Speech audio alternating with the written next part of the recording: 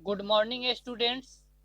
इसके पहले वाले वीडियो में हम श्रम विभाजन और जाति प्रथा वर्ग 10 की हिंदी की क्लास में पढ़े थे।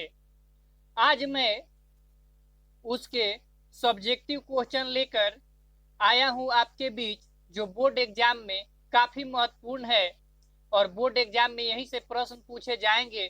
तो आप लोग वीडियो पर अंत तक बने रहें। अगर आप हमारे एग्जाम सूर्य यूट्यूब चैनल पर नए हैं तो चैनल को सब्सक्राइब करके बेल आइकन अवश्य दबा दे, ताकि हमारे द्वारा डाला गया वीडियो सबसे पहले आप तक पहुंचे। तो आइए देखते हैं पहला प्रश्न है, लेखक किस विडंबना की बात करते हैं? विडंबना का स्वरूप क्या है? तो इसका उत्तर है कि आधुनिक युग में भी जातिवाद का पोषण होना, इसके पोषकों की कमी नहीं होना, इस तरह का प्रथा को बढ़ावा देना लेखक के विचार से विडंबना माना गया है। जो लेखक डॉक्टर भीमराव अम्बेडकर थे, उन्होंने सोचते थे कि आधुनिक युग में जातिवाद को भुला दिया जाएगा, लेकिन इन्होंने आगे भी देखा कि जातिवाद ज्यों का त्यों जारी था, इसलिए उन्होंने जातिवाद को विडंबना की बात करते हैं, विडंबना का स्वरूप दिया। आते हैं दूसरे नंबर प्रश्न पे।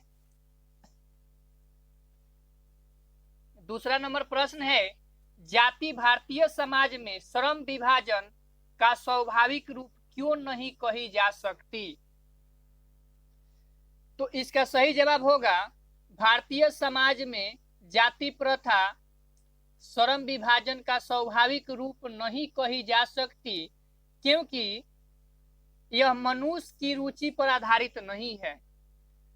इसमें मनुष्य की निजी क्षमता विचार किए बिना उसके पेशा निर्धारित कर दिया जाता है।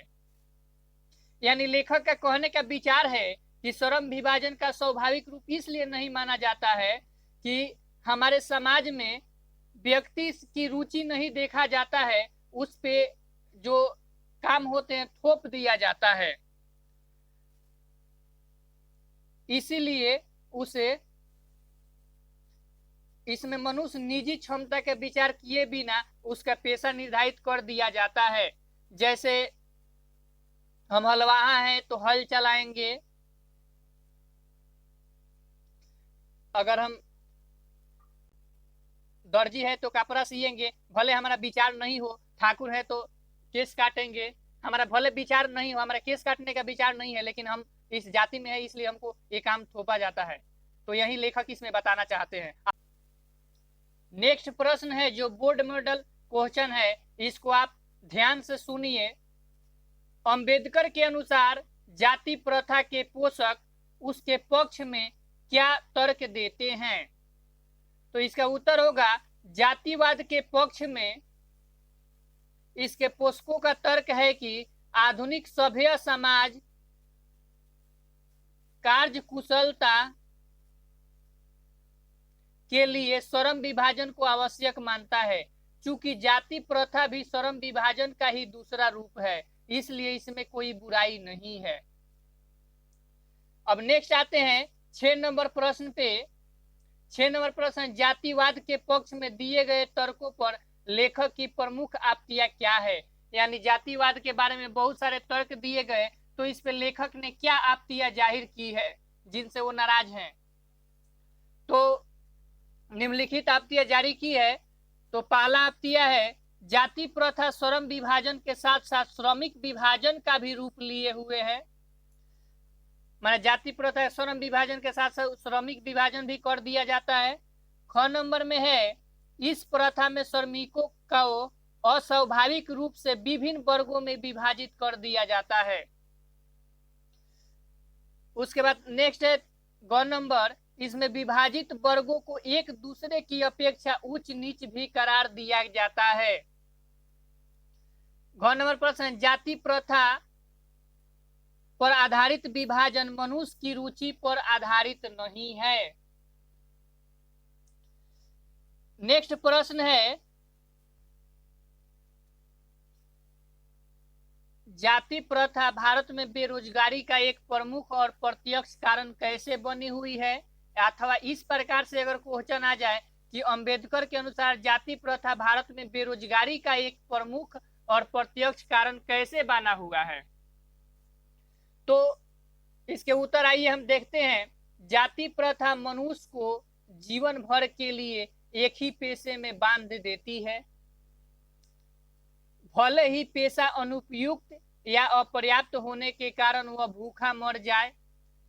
आधुनिक युग में उद्योग धंधों की प्रक्रिया तथा तकनीक में निरंतर विकास की प्रक्रिया अकस्मात परिवर्तन होने के कारण मनुष्य को पेशा बदलने की आवश्यकता पड़ सकती है, किंतु भारतीय हिंदू धर्म की जाति प्रथा व्यक्ति को परंपरागत होने के बावजूद ऐसा पेशा चुनने को अनुमति नहीं देती है जो उसका पैतृक पेशा न हो।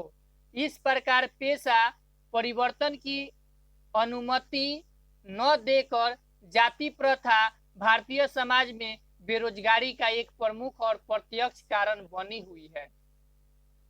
यानी कहने का मतलब है कि जाति प्रथा जो है ये मनुष्य को एक पेशे में बांध रखती है, भले ही पेशा उसके लिए पर्याप्त न हो, भूखे मर जाए वो काम, लेकिन उसको वही करना है। आधुनिक युग में उद्योग धंधों की प्रक्रिया तकनीक निरंतर विकास तेजी से फैलती गई, मनुष्य की पेशा बदलने की आवश्यकता पड़ सकती है, किंतु भारतीय हिंदू धर्म की जाति प्रथा व्यक्ति को परंपरागत होने के बावजूद ऐसा पेशा चुनने की अनुमति नहीं दिया, जिसके कारण ये दिक्कतें आई है।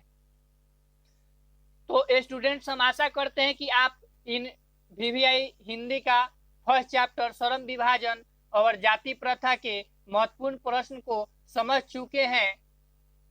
और अंत में आपसे रिक्वेस्ट है कि अगर आप हमारे चैनल पे नए हैं तो एग्जामसुर यूट्यूब चैनल को सब्सक्राइब करें और अपने दोस्तों में इस वीडियो को व्हाट्सएप फेसबुक ग्रुप पर शेयर करना न भूलें।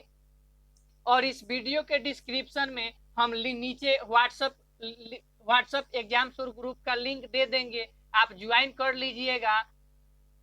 सुबह में 9 बजे हम इसका जो क्वेश्चन हम कराए हैं इसका PDF हम डाल देंगे।